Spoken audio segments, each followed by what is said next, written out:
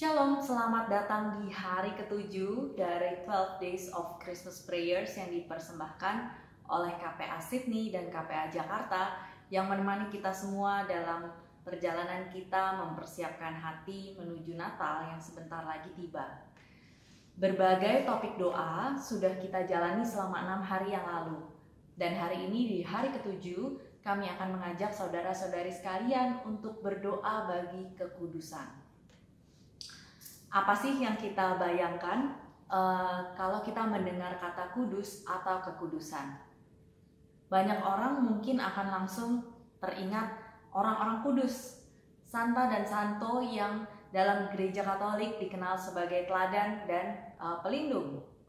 Atau sebagian orang mungkin akan refleks ingat bahwa kudus itu berhubungan sama pacaran, karena kalau pacaran harus kudus, tidak boleh berhubungan seks sebelum menikah. Atau sebagian orang lagi mungkin teringat bahwa kudus itu juga suka disamakan dengan suci. Jadi kita sering dengar bahwa jangan sok suci. Seakan-akan memang kekudusan atau kesucian ini adalah hal yang jauh dari kehidupan kita. Tapi apa sih sebenarnya arti kata kekudusan itu sendiri? Apakah memang benar bahwa kekudusan atau hidup kudus ini adalah panggilan bagi sebagian orang yang pada akhirnya menjadi santa dan santo saja? Atau para suster dan romo misalnya? Atau kata kudus ini apakah hanya berkaitan dengan pacaran yang harus kudus atau seperti apa? Ternyata kalau kita merujuk pada bahasa aslinya, asal katanya, kekudusan ini asal katanya dari kata Yunani, bahasa Yunani, yaitu hagiosune, yang artinya dipisahkan. Dipisahkan. Jadi dipisahkan untuk apa? Dipisahkan untuk tujuan tertentu yang baik dan berharga. Dalam kehidupan kita, kekudusan artinya apa? Kekudusan seperti apa sih yang kita kejar? Bahwa hidup kita dipisahkan atau dikhususkan untuk mengerjakan tujuan-tujuan yang Tuhan tetapkan di dalam hidup kita. Itulah sesungguhnya kekudusan. Jadi salah satu yang paling jelas ada di Efesus 1 ayat 4 yang berkata, sebab di dalam Dia Allah telah memilih kita supaya kita kudus dan tak bercacat di hadapannya. Di dalam Dia Allah memilih kita supaya kita kudus dan tak bercacat di hadapannya. Jadi Anda dan saya, kita semua orang-orang beriman dipanggil untuk menjadi kudus. Banyak ayat dalam kitab suci dan berbagai dokumen gereja sejak Konsili Vatikan kedua sampai hari ini yang menegaskan hal ini, bahwa kita semua dipanggil untuk hidup kudus. Kita semua dipanggil pada kekudusan dalam keseharian kita. Kita lihat kenapa sih kita dipanggil untuk hidup kudus. 1 Petrus 1 ayat 16 berkata, kuduslah kamu sebab aku kudus, kata Tuhan. Kuduslah kamu sebab aku kudus. Kita orang beriman, iman Kristiani kita mengajarkan untuk kita memanggil Tuhan dengan sebutan Bapa. Dan kalau Bapa kita di surga adalah kudus, maka sungguh menjadi kudus ini pun adalah panggilan setiap kita anak-anaknya. Lalu Ibrani 12 ayat 14 berkata bahwa kejarlah kekudusan, karena tanpa kekudusan tidak seorang pun bisa melihat Allah. Jadi kekudusan memang bukan suatu hal yang instan, satu hal yang tanpa dipelajari, tanpa diperjuangkan bisa kita dapat dalam kehidupan kita. Perlu disiplin, perlu kesadaran dalam membuat keputusan, perlu latihan, dan perlu relasi yang terus-menerus sama Tuhan supaya kita sungguh-sungguh bisa hidup kudus. Ayatnya berkata, kejarlah kekudusan. Tanpa kekudusan tidak seorang pun bisa melihat Allah. Saya percaya kita semua pada akhirnya mau dekat sama Tuhan. Kita rindu tahu isi hatinya, kita rindu semakin hari semakin serupa dengannya.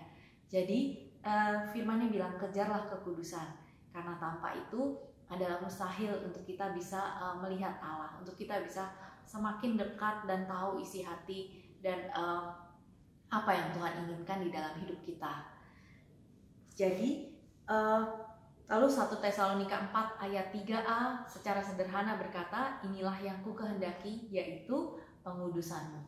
Beberapa ayat tadi adalah gambaran bahwa berkali-kali dalam kitab suci dikatakan bahwa memang kita semua dipanggil untuk hidup kudus. Kita semua dipanggil untuk menjadi orang-orang yang kudus. Tidak hanya bagi sebagian orang yang nantinya akan menjadi santa dan santo saja, atau tidak hanya bagi pastor atau suster, mereka yang memutuskan memang untuk hidup selibat dan memberikan hidupnya untuk Tuhan.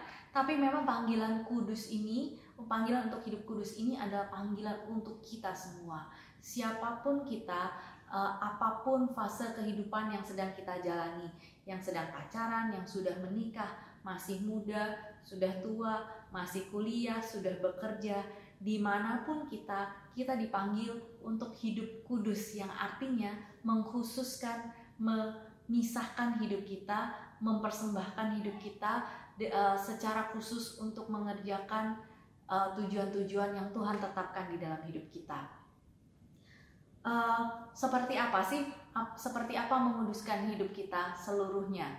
Jadi kita semua mungkin sering dengar ayat 1 Tesalonika 5 ayat 23. Semoga Allah yang sumber damai sejahtera menguduskan engkau seluruhnya, roh, jiwa, dan tubuhmu, supaya kamu didapati tidak bercacat.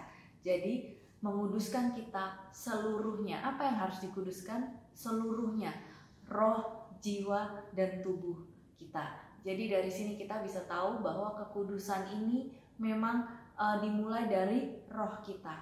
Ini bukan satu hal yang adalah semata-mata hasil usaha kita, tapi kekudusan yang kita terima pada awalnya, pada dasarnya adalah kasih karunia Tuhan yang kita terima saat kita menyatakan beriman, saat kita dibaptis, saat kita masuk sebagai bagian dari gereja.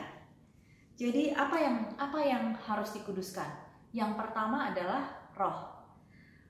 1 Petrus 1 ayat 2 berkata, orang-orang yang dipilih Allah dikuduskan oleh roh supaya taat kepada Yesus Kristus dan menerima percikan darahnya.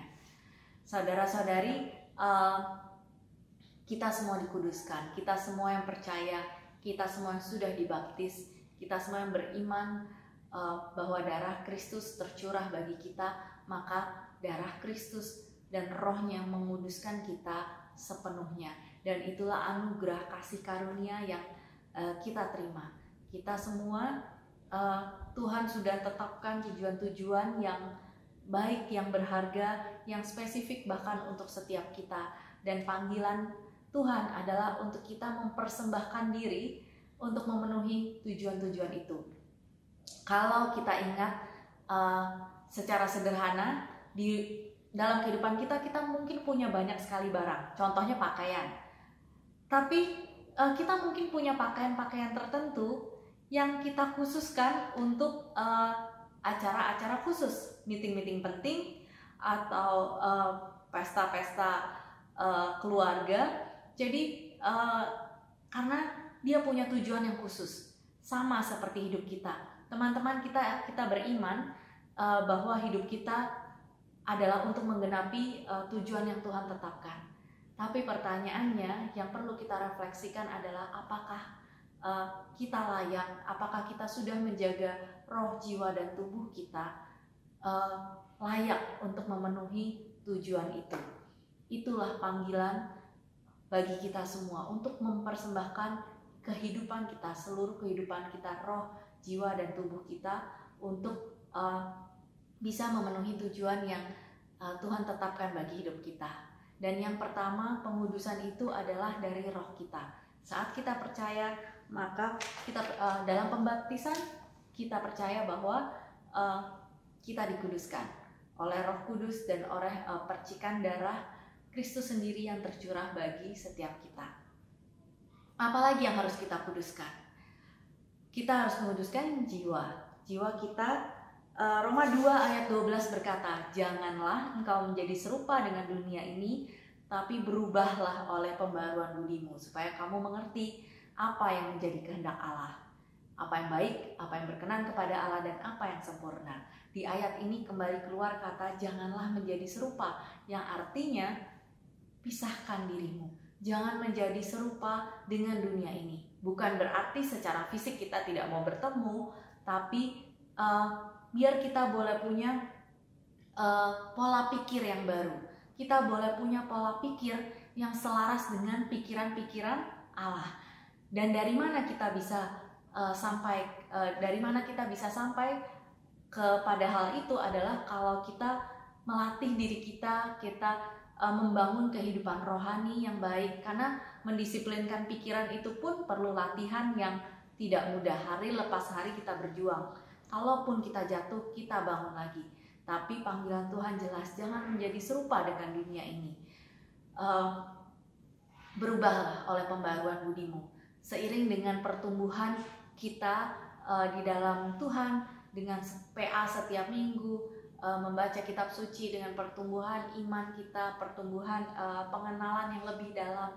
Semoga hari lepas hari seluruh jiwa kita, pikiran, kehendak, dan perasaan kita semakin selaras dengan pikiran, perasaan, dan kehendak Allah, supaya kita boleh genapi tujuan-tujuan yang Tuhan sudah tetapkan bagi hidup kita. Dan yang terakhir, apa yang harus kita kuduskan? Tubuh kita. Tentu saja tubuh kita pun adalah bagian dari keberadaan kita sebagai ciptaan Tuhan. Kalau tadi kita lihat Roma 12 ayat 2, kita lihat Roma 12 ayat 1 berkata bahwa persembahkanlah tubuhmu sebagai persembahan yang hidup, kudus, dan berkenan kepada Allah, karena itulah ibadahmu yang sejati. Jadi ada berbagai ayat yang bicara soal kekudusan tubuh. Beberapa ayat mengatakan bahwa tubuh kita adalah bait Roh Kudus, dan itu benar. Saat kita terima Tuhan, saat kita mengimani Dia Tuhan atas hidup kita, Rohnya tinggal di dalam hati kita, Rohnya tinggal di dalam diri kita. Tubuh kita adalah bait Roh Kudus, dan karena itu kita harus menjaga kekudusannya. Jadi tidak apakah hanya dalam fase pacaran saja, tidak. Memang tubuh kita, kalau kita bicara soal kekudusan, berarti kita menjaga tubuh kita, kita mengkhususkan, kita mempersembahkan tubuh kita sebagai satu persembahan yang hidup, kudus, dan berkenan kepada Allah. Apa yang kita makan, setiap keputusan kita, apa yang kita lakukan dengan tubuh kita, itu pun semua bicara soal kekudusan. Jadi teman-teman, biar inilah doa kita. Semoga dalam perjalanan kita Tuhan boleh menguduskan kita, roh, jiwa, dan tubuh seluruhnya semakin hari semakin selaras, supaya sungguh-sungguh kita boleh didapati siap untuk tujuan yang Tuhan tetapkan di dalam hidup kita, untuk panggilan, genapi panggilannya di dalam hidup kita.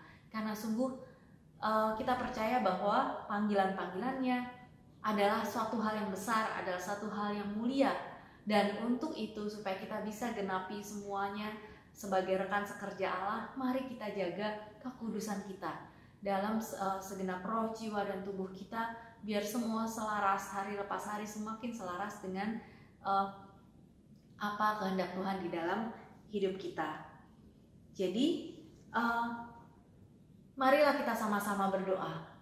Apapun panggilan, apapun fase musim kehidupan yang sedang kita alami saat ini, Tuhan memanggil kita untuk jadi kudus.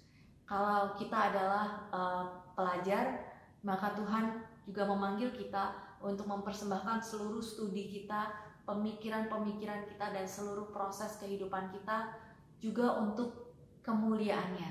Kalau kita adalah orang-orang yang sudah bekerja, maka biar kehidupan kita, setiap rutinitas pekerjaan kita pun boleh jadi satu persembahan yang baik untuk Tuhan, satu persembahan yang baik, yang kudus, yang berkenan bagi Tuhan.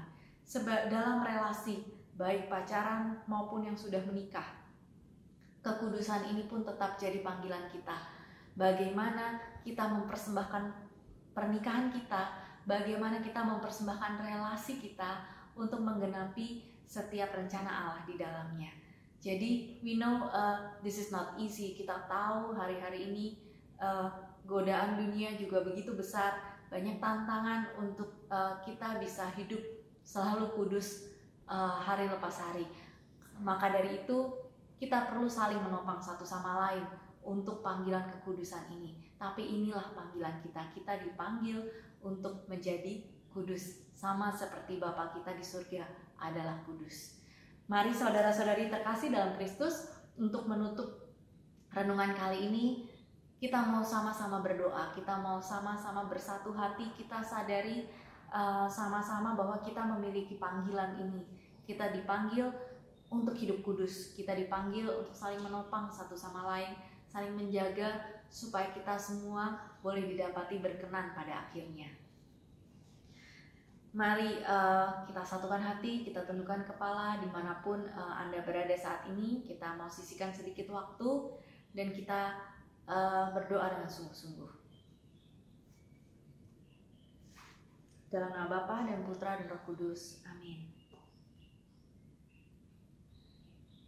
Bapa di dalam surga, kami mengucap syukur kalau kami sudah tiba di hari ke-7 dari 12 hari persiapan kami dalam doa-doa wujud-wujud yang berbeda menuju Natal.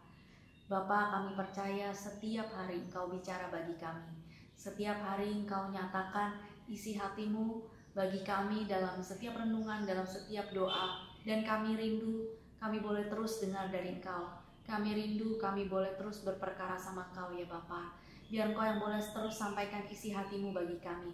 Lembutkan hati kami, supaya kami boleh jadi rekan-rekan sekerjamu yang berdoa bagi sekeliling kami, berdoa bagi keluarga, bagi komunitas, bagi lingkungan di mana Kau tempatkan kami, bagi orang-orang yang Kau percayakan di dalam hidup kami. Dan hari ini ya Bapa, kami mau berdoa untuk kekudusan. Kami tahu hari ini Kau ingatkan kami Tuhan, bahwa kekudusan ini seharusnya bukan jadi satu hal yang jauh dari kami, tapi seharusnya menjadi satu hal yang kami sadari sebagai panggilan utama kami untuk hidup kudus sama seperti Engkau adalah kudus. Maka kami mau berdoa saat ini ya Bapa untuk generasi muda. Ya Bapa, generasi muda, dunia mungkin memandang bahwa generasi muda adalah generasi yang suka bersenang-senang, hanya mau bersenang-senang, yang tidak peduli dengan kata kudus ini. Tapi Bapa, kami berdoa saat ini, kami mau bersatu hati dan kami memohon ke hadapan Kau, biar boleh muncul satu generasi muda yang takut akan Engkau, yang mempersembahkan hidupnya, roh, jiwa, dan tubuhnya untuk menggenapi panggilan-Mu di dalam hidupnya. Tuhan, dunia mengenal, kalau dunia mengenal generasi muda sebagai generasi yang bersenang-senang saja, kami percaya di dalam Engkau generasi muda adalah generasi yang membawa perubahan. Dan kami bersyukur kalau kami boleh lihat semua terjadi, terutama dalam komunitas KPA Signi dan KPA Jakarta. Kami lihat bagaimana anak-anak muda mempersembahkan hidupnya bagi Engkau. Dan kami percaya ya Bapa, biar kekudusan ini boleh jadi hal yang terus dikejar oleh generasi muda. Kayak mau berdoa Bapa, sungguh biar boleh bangkit generasi muda yang mempersembahkan hidupnya, yang menjadi agen-agen perubahan, yang menjadi rekan-rekan sekerja Allah untuk tujuan-Mu boleh digenapi di dunia ini, untuk kerajaan-Mu boleh dinyatakan. Kami berdoa ya Bapa, biar dalam generasi muda ini boleh ada kekuatan, boleh ada hikmat, boleh ada kelaparan, kehausan untuk terus maju mempersembahkan yang lebih baik lagi dalam segala hal hanya untuk Engkau. Kami mohon, kabulkanlah doa kami ya Tuhan. Kami berdoa juga untuk kekudusan dalam relasi keluarga dan pernikahan. Ya Bapa, kami tahu keluarga dan pernikahan menghadapi berbagai tantangan, banyak sekali tantangan yang besar hari-hari ini. Tidak mudah untuk keluarga masa kini menjaga kekudusan dan mempersembahkan hidup mereka bagi Engkau. Tapi kami percaya keluarga adalah sesuatu yang Kau rancangkan sendiri.